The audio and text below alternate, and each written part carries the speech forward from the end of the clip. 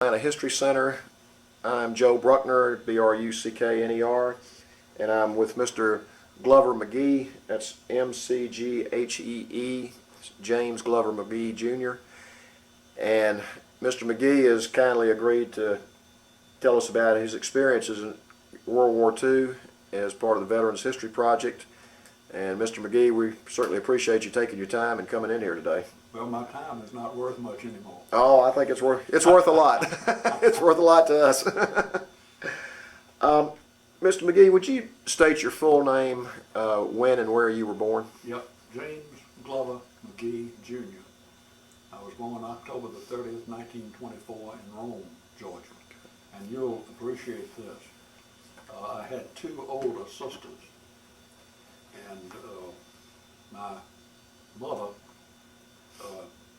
decided that when she was going to go to the hospital and have me delivered, that she ought to take a bath so she would be clean when she went into the doctor. So she got in the tub, and lo and behold, I popped out in the bathtub. So I was born in a bathtub on East 3rd Street in Rome, Georgia. That's a unique experience. Yes, it is. For your mother, too. I've been swimming ever since. Well, speaking of that, why don't you tell us a little bit about your upbringing? Sounds like you had an interesting start. Well, it was an interesting start. I'm glad that I could hold my breath. I went to the Rome public school through middle school, primary school rather. And then I went to Darlington in Rome, which is a private school. And I graduated from Darlington in 1941. Well, and you'll like this too. I was dating a girl named Cookie Stewart, and her real name was Kathleen Stewart. But she was good looking, very personable, very articulate, was really a very, very attractive girl. Well, my mother did not approve of Cookie because Cookie's father owned the laundry and dry cleaning establishment on East 2nd Avenue in Rome. And Mama did not think that they were our social equals. So she did not approve of Cookie. Well, one night, I had been at Cookie's for, I guess, several hours. It was maybe 10 o'clock, 10:30. And then walked home, and we lived on West 8th Avenue, so it was a fair time to get home. When I walked in, Mama was waiting for me, and my father had died in 1934, and this was 1941, and Mama had to raise my two older sisters and me, and she worked selling life insurance and also working as a stockbroker, and she was very successful with that, incidentally, fortunately. But anyhow, she was waiting up for me, and she said, "Hello, Bubba." I said, "Hello, Mama." She didn't fuss at me or say anything, and she said, "Good night, I'll see you tomorrow." I said, "Good night, Mama." So both my sisters were gone then. They were off at school. Jane had not married yet, but she was off at school, and Nancy was off at school. So there was just Mama and me, and we had an apartment on West 8th Avenue because the house had burned several years before. So about 2 or 3 days later, she called me in and she said, "Bubba?" I said, "Yes, ma'am." She said, "I've decided you need some discipline." I said, "Yes, ma'am." She says, "I have enrolled you in the Citadel." And I said, "Yes, ma'am." And that was the end of it. Did you go to the Citadel? Oh, I sure. You always did what Mama told you to. Okay.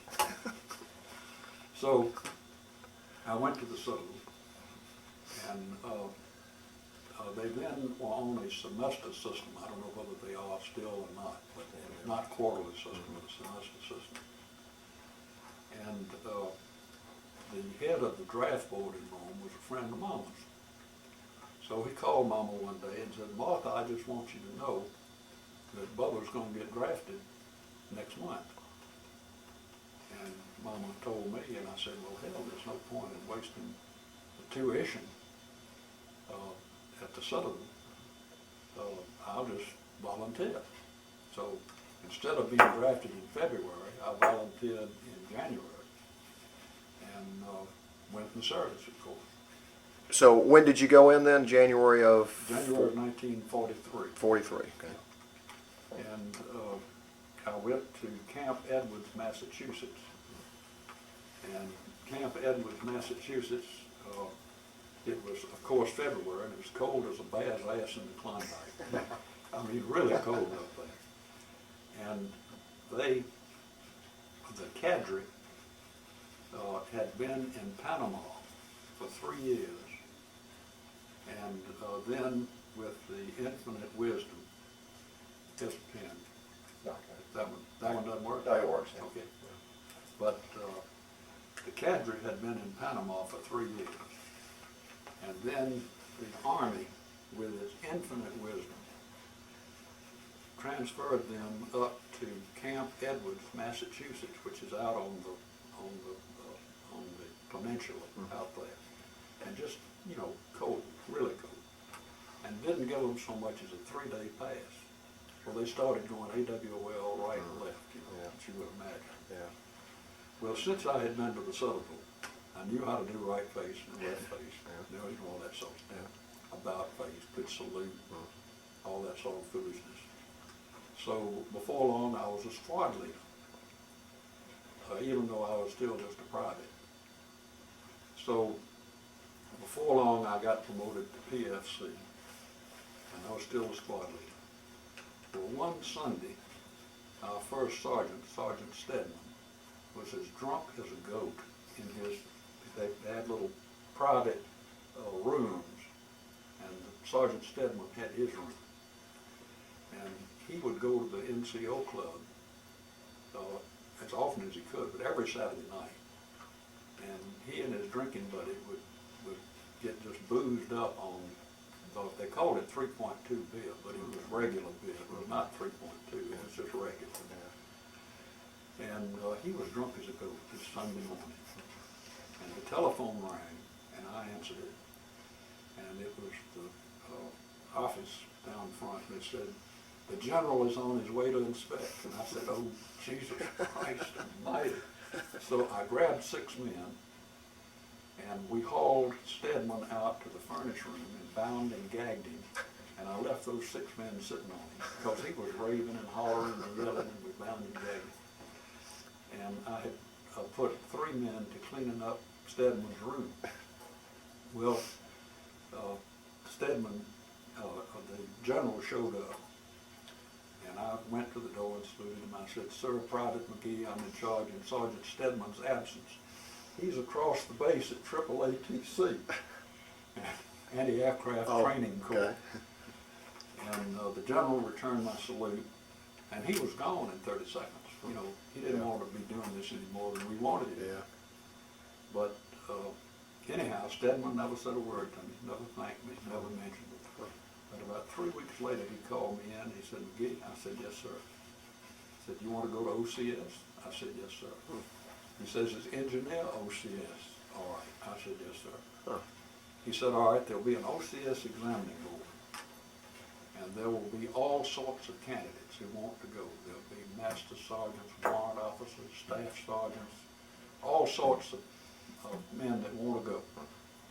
But there will be one candidate for engineer OCS from Fort Belvoir this month, and it'll be you. And I said, well, thank you, sir. Well, it turns out that his drinking buddy was the sergeant in charge of the OCS examining board.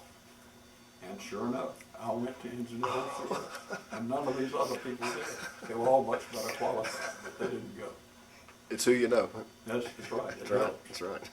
So then, when I got out of, and that's where I met Frank Williams, was that he had been to VMI, but because of the war, they did not have the summer camp.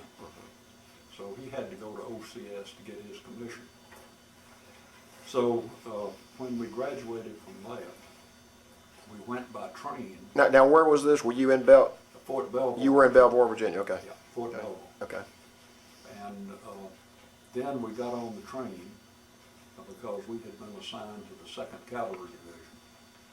And we went on the train and rode from the train, and we had to sit on, it was absolutely jam-packed with soldiers. And of course, no booth, no beds or bunks or anything like that. They had seats, but when all the seats were filled, you had to sit on your baggage in the aisle. So we got down to down there, and it was right on the Mexican border, right across from Piedras Negras and Villa Cunha, whatever the hell it is, I forget it. But Piedras Negras. And that's when I reported in, and the colonel said it was a horse cavalry, 2nd Cavalry Division. And the colonel said, "Lieutenant, do you ride?" I said, "No, sir, I've never been on a horse." He said, "Well, we'll cure that." So he got me a stable sergeant, and I rode horses 8 hours a day. I bled down the inside of both legs. I did the saber drill, the slash, the thrust, the whole thing. And then when the stable sergeant certified to the colonel that I could ride, the colonel said, "Thank you, Lieutenant. Welcome to the 2nd Cavalry." So then I didn't ride another horse. Of course, being an engineer, I didn't normally ride horses. The infantry would ride horses. But I didn't ride another horse until we took the surrender of the German 75th Army Group east of Milano in 1945. Yeah. Later on, when we get to there, I want you to tell that story. That's a good story. So, after you finished cavalry training, where did you go? Well, I didn't actually get cavalry training. I was just assigned because I was then already commissioned in the Corps of Engineers. Okay. But I was just assigned to the 2nd Cavalry. Oh, so you were attached to the... Yeah, well, okay. it was part of it. Part of it, okay. I forget the name of the engineer battalion. Okay. It was part of I the see. 2nd Cavalry. Okay. And What was your unit? What engineering unit were you? the one in Camp Edward. I don't remember the unit in Camp Edwards where I went as an enlisted man. I don't remember the number of that, name of that. But then I'm having trouble. I can't remember the name. At some point, I think he was at the 109th Engineer Battalion. Oh, that's what I ended up. Ended up in, okay. That's with the 34th Infantry. Okay, good. But I don't remember the number, and I can't find my foot locker coming back from Europe. Okay. Got lost. Oh, okay. And I only had, well, I had these pictures that I bought, but I still can't find all of my pictures. Yeah. And my 201 file, of course, was in the foot Right. locker, and it's Yeah. gone. Yeah. So there are a lot of stuff that I just Sure. can't remember. I understand that. Can't prod my memory by looking at Yeah. something. But, Well, where did you go from there? well, that unit, 2nd Cavalry Division, was sent over to Europe. And we went by train again, of course, to Virginia. And then in Virginia, we got on a troop ship. And we went on the troop ship over to Oran, Algeria. And the reason we landed there was because the German U-boats had completely covered the Straits of Gibraltar, so none of the Allied ships could go through the Straits of Gibraltar because the German U-boats would get them. So we landed at Oran, Algeria, and then we went across on what they called the 40 and 8 Railroad, because then they were freight cars. And on the side, it was painted, it said 40 8 chevaux, 40 men or 8 horses. So we called it the 40 and 8 Railroad. But then we went into Tunisia, and then we went across by ship inside the sea, the Mediterranean Sea, of course. We were okay, the U-boats were not there. So then we went across to Naples, Italy, and then we camped just outside of Naples, and I forget the name of the town, but that's where we stayed. Of course, we left the horses in Texas. But Now, what was your assignment in Naples? What were you doing, say, day to day? we were largely working on roads. Because being in the engineers, of course, we had to. As they used to say, we try to get the water off the road and get the rock on the road, and keep things open so that the troops and the other equipment could get through. And about when was this? And this was still in 1943? No, because this would have been,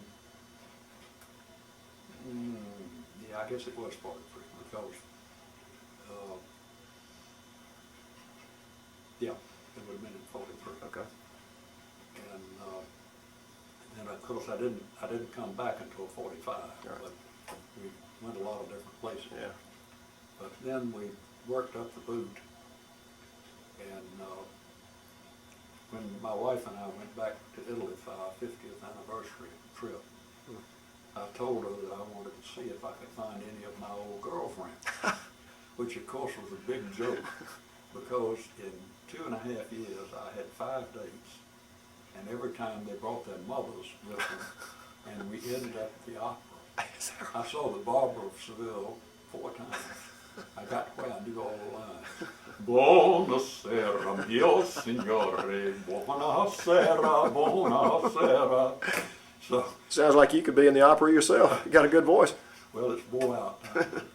But anyhow, we had a good trip when we went back. Went to a lot of the places. Good. There was one thing that you would, where there's Marina de Pisa, where the Arno River comes into the ocean. And we went there because I did a lot of work there.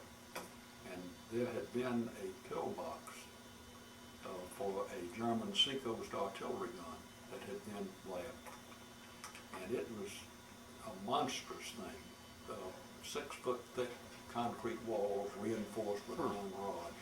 And then they had the slit where the gun could be brought in from the back and put in the slit. Because the Germans thought the Anzio invasion was going to be at Marina de Pisa. So when I went there, they said they wanted us to tear down this pillbox. So we had been lifting German telemines, the anti-tank mine that was about, I guess, 12 or 14 inches across, and it'd have a fuse in the center. And we had lifted a lot of those, and we had to dispose of the damn things. You can't just leave them around. So what we did, we took all of these telemines that we had lifted, and some S-mines too, the bouncing Betty. And we took the fuses out and then put them in this pillbox. And the pillbox was tremendous. It was maybe 4 times the size of this room, or maybe 3 times the size of this room. And we put all these mines in there. And then we got a stick of TNT and a long fuse.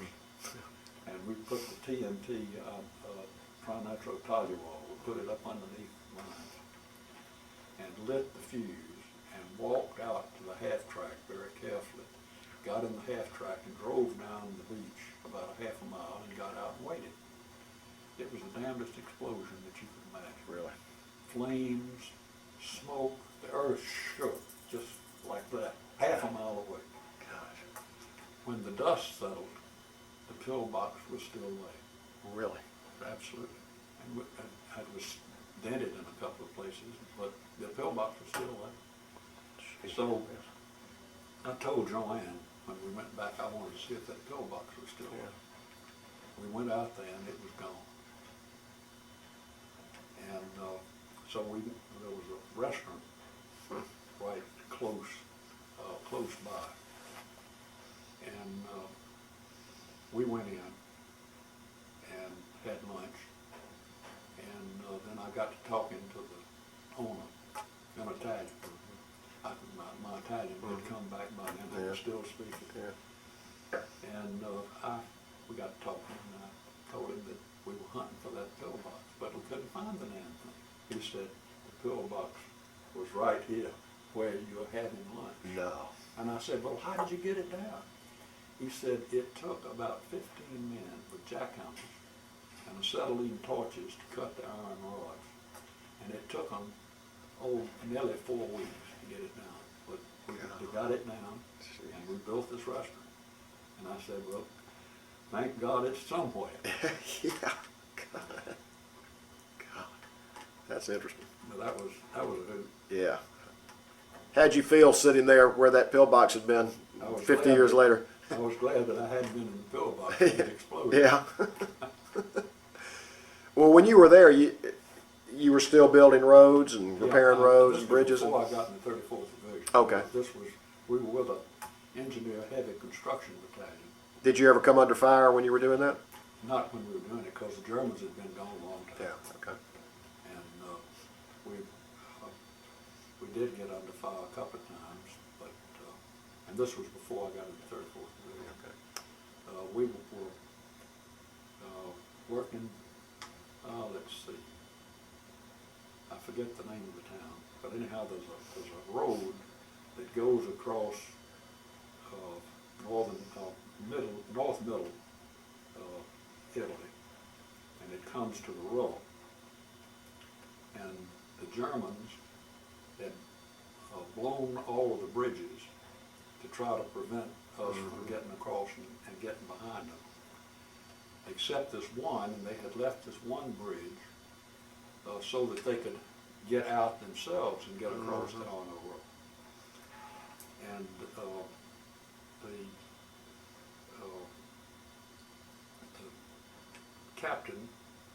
Captain Hannah, and I was in the 34th Division then, excuse me, that's correct. That was Captain Hannah, and I was standing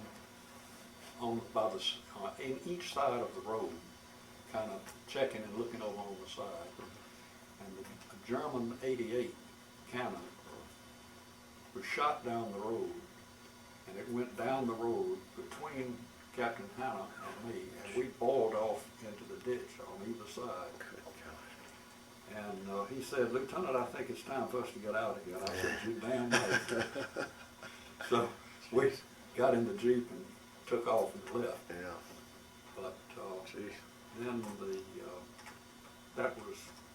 that was I guess the closest I came to getting tended to. Yeah. That plus I also tripped to Bouncing Betty down on Anzio. Gosh. And we were not in on the Anzio invasion, but we were down there lifting mines. And the S-mine, or the Bouncing Betty, had a 3-prong wire. They would bury it in the ground, and then the 3-prong wire would come up maybe an inch above the ground. And then if you stepped on that, it detonated the propellant, and the S-mine would go up about 5 or 6 feet and then explode. And it had ball bearings, round lead shot all the way around the side, and it was split out.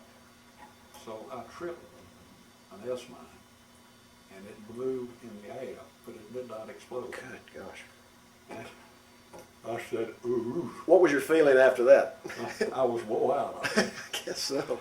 But then when Joanne and I went back to Italy, we went back to Anzio and said a little prayer for my not getting killed when the S-mine blew. Yeah. But that was close. Boy, that is close. But other than that, I didn't really come under fire. Why don't you just take us on your journey from Italy on up north? Tell us your experiences and where you were and what you did. Well, still being in the engineers, we were just doing the engineer work.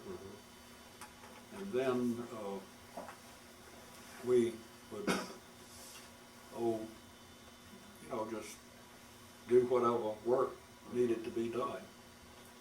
And then there was a lot of the time we really weren't doing any work because there was not all that much work to do. When we went up to Cividale del Friuli, up on the Yugoslav border. And you were going north through Italy. North through Italy, and then the war was over when we got to Cividale. Okay. And that was, I took the horse with me to Cividale. Yeah. Tell us about the horse. Well, I had not ridden a horse after I left Texas until we took the surrender of the German 75th Army Group east of Milano. And the German colonel had the most magnificent horse that you can imagine. She was so big, and I don't know whether it was a she or a he, but it was so big that I could not get, probably a gelding, but it was so big that I could not get on it without being lifted up. I couldn't get my foot in the stirrups. I had to be lifted up so I could get my foot in the stirrups and then get on in the saddle. And I signed for 4 German prisoners of war. The war was over then. And I signed for 4 German POWs who were the stable hands, and signed for the horse. And then I rode that horse every day in the northern Apennines up above Cividale del Friuli. I rode it every day. And then when I was transferred back to the States, I had my successor sign for the POWs and for the horse. But, and that's the end of my horse riding. What was your assignment and what were your responsibilities when you were up in that area? Well, just the same. We were engineers, and we were doing whatever needed to be done. You had mentioned something earlier about Marshal Tito. Yeah, Marshal Tito. Well, he was the dictator of Yugoslavia, and he had threatened to invade Italy. The war was over, and he had threatened to invade Italy because he could use that land and all that stuff. So they transferred our division. I was then in the 34th Infantry Division, 109th Engineer Combat Battalion, and they transferred us up over, and we were assigned to Cividale del Friuli, and I've got some pictures of us outside the barracks. It was an old hotel in Cividale that they converted into a barracks. And I took the horse with me, of course, and rode in the northern Apennines. And then when I was transferred out, I left the horse behind. But then we went to, but they had a point system. And you would get 5 points for being in the service, 5 points for being overseas, and then you would get 1 point for every month in the service, 1 point for every month overseas, 5 points for every decoration, 5 points if you got a Purple Heart or Bronze Star or Silver Star, any of those. And of course I did not ever get decorated, and I didn't have enough points to come home. So I was getting bored because we didn't have all that much work to do. And there really wasn't a whole lot for us to do. So I signed up to go on the Allied mission to observe the Greek elections. And we went by ship over to Athens, and then we went, we got a Jeep driver and a Jeep and an interpreter, because Greek is Greek to me. I don't, I know how to say Me too. Epithimonos Askamisos, but that's about it. But then we would go out and interview the Greek civilians as to whether they were being pressured to vote for one political candidate or another, and whether they felt secure, and all the questions that you would ask potential voters. So What was the general reaction of the people when you would go out and talk to them? They were very, very open and very, very frank, and they all said, no, we don't feel like we're being pressured. It's going to be a free election as far as we know. So it should be all right. Yeah. And we ended up, after going to all these various and sundry little places, we even went to some of the Greek islands. But we ended up in Athens, Greece, and we stayed in the Grand Bretagne Hotel, which was the finest hotel in all of Athens, all of Greece for that matter. And we went into the bar one night, and I was from Rome, Georgia, of course, originally.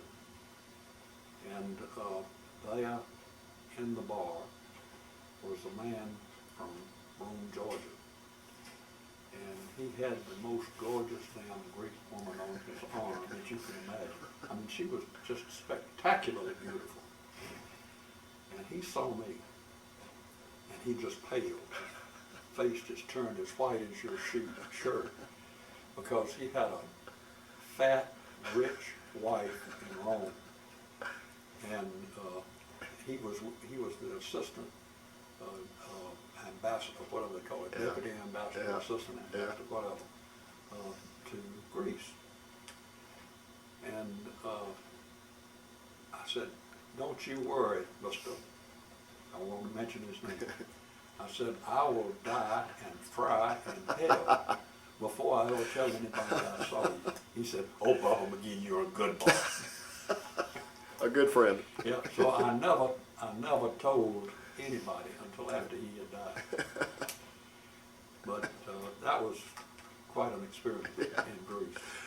Well, did you find the Greek people pro-American, or? Oh yeah, they were, and they were. Well, they had just like the partigiani, the partisans in Italy. Yeah. You had volunteers who were fighting the Germans and the Italians, because of course the Italians were with the Germans, but they were fighting them in Greece, just like the partigiani were in Italy. Did you stay there throughout the election? Until the election was over, but we were only over there 2 or 3 weeks. Okay. And then the elections were over, and then we came home. And how did the elections come out? Well, I don't remember who won, but as I recall, there was no protest. Okay. And apparently it was considered a failed election. Did you have any exposure to the civilians in Italy when you were there, as far as meeting them and talking to them and hearing what they thought about things? Oh yeah. Well, of course, like I say, I had 5 days. Yeah, that's true. True. What was their reaction? Were they glad Mussolini was gone, or were they? They were, because he was not popular, and of course he was a dictator, and consequently they had no voice in what was going on. Yeah. And as a result, they were delighted to be liberated, and they were glad that we were left. Where were you on D-Day when we invaded Normandy? I did not go into Normandy. I mean, where were you? You were still in Italy. Still in Italy, yeah. What was What was your reaction and the reaction of the other soldiers when that happened? Did you feel like that was at the time really a big event, or was it you were so occupied? Yeah, sure. My buddy Frank Williams, who was there, he and I had both been in the Engineer Heavy Construction Battalion in the 2nd Cavalry. And then he had transferred to the 3rd Division, 3rd Infantry Division. And he was not in on the Normandy invasion. He joined them after the invasion had taken place. But I was still in Italy on D-Day. But like I say, I was in the 34th Infantry Division. But and we've been back to Rapid City, South Dakota, to reunions with the division, 109th Engineer Combat Battalion. They were a National Guard unit, as I think I've said, National Guard unit from North and South Dakota and all. But we've been back out there for a couple of years. Good. How long were you in Greece? Was that your last assignment? No, I came back to Italy. Came back. Because I didn't have enough points to come home. Okay. And I still didn't have enough points to come home. Finally, I did have enough points and could come home. Now, talk about your experiences when you came back to Italy. What you were doing then? Just the same stuff. And we were up there at Cividale del Friuli, that's where I rode the horse. Yeah. And then when the time came to come home, when I finally had enough points to come home, but then went to Naples, and of course the German U-boats were gone then, so we could go back out through the Straits of Gibraltar. Yeah. And I took some pictures of the Straits of Gibraltar, and I don't know whether I brought those or not. I don't know if I even got them. Were you, where were you when the bomb was dropped in Japan, or the two bombs? Was that in Italy, or? Yeah, I was in Italy. What was your feeling then? Did you feel like that was going to be the beginning of the end of the war, or did you? We figured that it would be the beginning of the end, because an H-bomb is a hell of a weapon, and even the Japanese would not be able to put up with that. So I got timid. And don't print this, but I still don't like Germans and Japanese. Sorry. You're not alone. Did you realize when you were there, when you were in Italy and Greece and all the different places you were, that you were part of one of the biggest events in the history of the world, basically? Or? Well, I don't know that I realized that, but we knew that we had a job to do, and we were going to do it. And it was as simple as that. And of course, you had Franklin Delano Roosevelt, and he was very charismatic, as you remember. Yeah. And of course, he and Churchill were sort of getting things straight. So I figured that there wasn't much doubt, but that things were going to get straightened out. Mr. McGhee, were you ever wounded in the war? Not in the real true sense of the word wound, but I did get a little sliver in my right wrist, and there's a tiny little scar there that's just maybe a quarter of an inch long. And I had, well, the Germans had a shell that had a fuse that was sensitive, like a radar sensitivity, and it would explode maybe 30 or 40 feet, 20, 30, 40 feet above the ground, and then it would send out fragments of the shell, because that way they could kill a hell of a lot of people with just one shell. So they started shelling, and I got down underneath the Jeep, because that was all the protection you could get. And then I remembered that I'd left the telephone in the Jeep, so I reached up to get the telephone, and about the time I grabbed the telephone, I felt a little twitch on my wrist, and I looked back down, and I had a little sliver of metal in my wrist, and I pulled it out, and of course it bled. Yeah. But after I got back to the camp, I put a Band-Aid on it, and that was all that was ever done. Yeah. So that is not truly a wound. It was just a nick. And I did not put in for the Purple Heart because I was ashamed to. All these other people were getting really wounded, and I couldn't. And it's just as well that I didn't, because I would have gotten 5 points for the Purple Heart. Then I would have had more points than I would have had enough points to come home. I would not have been to Greece, to the Allied mission to observe the Greek election, because I would have already come back. I would have been in an earlier class at Emory Law School, and I had decided to go to law school while I was in the service, because we did court martial, and I enjoyed it. So I would not have been in that class in law school. I would not have met my wife because of my college roommate and I built a cabin at Lake Burton. And we would provide the food and the beer, and we would take fraternity brothers up with us, and we would all work on the cabin. Yeah.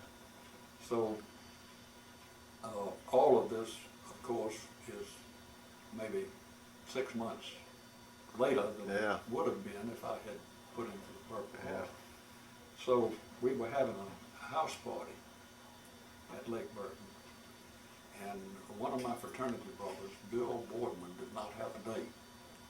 So I called my best friend, Ann Betts, who lived across the street from us on West 8th Avenue in Rome. And I called Ann and I said, Ann, we need another woman for a house party. Can you come? She said, no, I've just got back from New York, but I've got something to do. But why don't you call Joanne Ray? Because she was up there with me. And she probably hadn't got anything to do, just call her. So I called Joanne, and I said, this is Glover McGhee, and Ann Betts suggested that I call you. And I said, we're having a house party, billboard, and needs to meet, so forth, so on. She said, sure, I'll do it. So we did not have a dock, and all we had was a rental boat from a Pratt's fishing camp.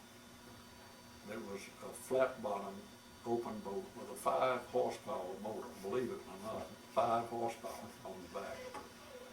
So you would chug across to the cabin because we had no road into the cabin. You had to go by boat. So when the boat pulled up on the shore and Joanne was getting out, I reached up and grabbed her hand to help her out, and it was electric. We agreed to get married in 3 weeks, just like that. That was a great story. So we didn't get married actually until the next March. Yeah. But it was all set. We just knew right from the start. Yeah, that's we were good. Get married. And how long have you been married? We married in '51.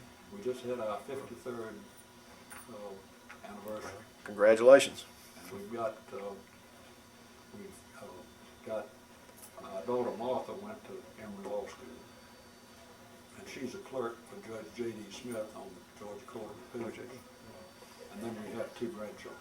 Well, I know you're proud of them. Oh yeah, and Joanne Catherine, as I mentioned earlier before, when we were not on the tape, these pictures were taken out because she did a paper at Westminster called Roaming from Rome to Rome, and these pictures were from that. Would you show us those pictures? Just if you would just hold those big ones up and tell us what they are, and I'll hone in on them. This picture is my Jeep driver with some partisans, and they are ladies, of course. And then in the background, you can see some of our troops. But then this is my squad, and it's a shot up in the northern Apennines. You can see this man is holding a mine detector. The fellow sitting on the front bumper. That is the shaft of a mine detector. So basically what we do is lift mines. This is a shot of one of our troops dancing with a nurse, and it's near Loyano, south of Bologna, and it was about March of 1945. There's another shot of the squad, and you can see they've got engineers on the front of the Jeep. And these 4 of us, a picture taken outside of the barracks, which was a converted hotel, the Civinale della Friuli. And you can see on the shirt, shoulder of the shirt, is the insignia of the 34th Infantry Division. looks like a skull of a cow. So the Italians referred to us as vacca morta, a dead cow. You told me a story, and I don't think we got this on tape, about the bouncing Betty that you tripped.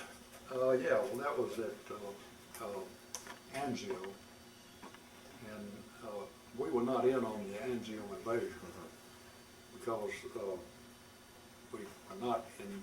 I was not in any of the units that went in, but the engineers, their job was to lift mines, and we went back to Anzio to clear up the mines and lift the mines. Of course, while I was lifting the mines with the mine detector, I missed one, and it was the S mine, which is referred to as the Bouncing Betty, or Bouncing Betsy, I guess it was. And it had a three-pronged wire that would sit up and attach to the detonator. And then you would put maybe an inch of the wire above the ground, the German, of course, the German S mine. And when it was tripped, when you tripped the mine, it would set off a propellant charge that would blow the mine up about 5 or 6 feet. And then it would explode, and it had ball bearings of shotgun ball type lead pellets around the outside of the cylinder. And then when the charge inside the cylinder exploded, it would blow all of these shells, all of these shot out. And it could really do a hell of a lot of personal damage. Of course, it wouldn't hurt vehicles except it would damage them, but it would kill people. Yeah. So while I was lifting the mine and I missed one, I stepped on it. It blew up and did not explode after it blew out. Wow. So when Joanne and I went back for our 50th anniversary trip, we went down to Anzio and said a little prayer of thanksgiving for my not being killed. Good, good. When did you come back to the States? It was in 45, I think 45, the latter part of, like, yeah, I guess it must have been 45. And then I went into Emory. I did not want to go back to the Citadel because I had had enough military. I didn't care for any more. Yeah. But then I went back to Emory, and I only had 3 semesters at the Citadel. And you were supposed to have 2 years of college before they would let you into the law school in those days. So I was, of course, 1 semester short. But I talked to the dean of the law school, Bull Agnall, and I told him that, you know, I wanted to go to law school. I had the GI Bill, but I didn't have the 3 semesters of college. And he said, well, I tell you what, if you'll go to the college for 1 quarter, and they were then on the quarter system, you'll go to college for 1 quarter, we'll let you in. And the reason, of course, was because he knew that I had the GI Bill, and the tuition was going to be paid. And Emory Law School was taking in anybody that they could get. And they took so many veterans that in the classes would fill the classroom completely. And they would set up chairs outside in the hall, and you would try to listen to what the professor was saying. But Emory got the tuition, which of course was necessary. Yeah. And then you practiced law for your career? I did. Neither Warner Curry nor I could get a job. And he was working for Dudley Stone Insurance Adjusters. And his wife, Nanelle, was working for Ritchie's. And I had worked for Grover Middlebrooks, who was a And then Mr. Middlebrooks died, so I stayed with his firm. It was then Middlebrooks, Bird and Howell, Buster Bird and Arthur Howell, and Grover Middlebrooks. And I stayed with them for, a couple of months until we got all of the files tended to that Mr. Middlebrooks was handling. And I found somebody else to handle them and so forth. And then Warner Curry and I borrowed the money from our mothers and opened up this Curry and McGhee. And we had one client, which was the Landlot 3 Realty Company. And whenever Mr. Herbert Kaiser sold a lot, my duty was to sign the deed as secretary. And for that, we were paid a $25 a month retainer. That's big money then, wasn't it? Well, it was enough to sort of keep us going. Miss Pearson was the secretary. She had been Grover Middlebrooks' secretary. So she came with us. And Warner would continue to work, and then Elle continued to work. And of course, I wasn't married. And Miss Pearson and I would sort of watch the door and hope somebody would come in. And I would go to all sorts of civic events, Salvation Army, and everything to meet people and hopefully get some clients. And didn't your firm become one of the top firms in Atlanta? Yeah, they've got about 100 lawyers now. Is there anything else you would like to share with us about your wartime experiences? Well, not really. Just that, and these. I like this issue of the Darien News that I bought has my picture in there and a little story about it, and a story about me, and also Frank Williams, who is there. And Frank and I had met at OCS in Fort Belvoir, and we've been good friends ever since. He was in our wedding, and I was in Frank's first wedding. His first wife died. He remarried, and she has now died, so he's a widowers 2 times over. But Frank lives in Meridian, Georgia, which is just north of Darien. And we have a house on Black Island, which is off the coast of Darien. We also have the condominium up here in Smyrna. But Frank and I have been good buddies ever since. We see each other once a week, actually twice a week, because he's got a group that meets every Wednesday for lunch, and they are friends and relatives of his first wife family. Could you hold a picture of Frank up so we can get it on tape, and then show us your picture in the... Yeah, that's Frank. I'll try not to shake too much. Okay. Got Frank? I got him. Okay, and then this one is my picture. Okay. Got it. Thank you. Well, Mr. McGhee, we want to really thank you for not just your time today, but everything you did for us and for the country during World War II.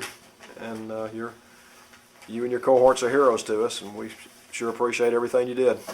Well, it's not a question of being a hero at all. It's just a question that everybody was doing it. And you weren't going to let that son of a bitch Adolf get away with it. That's right.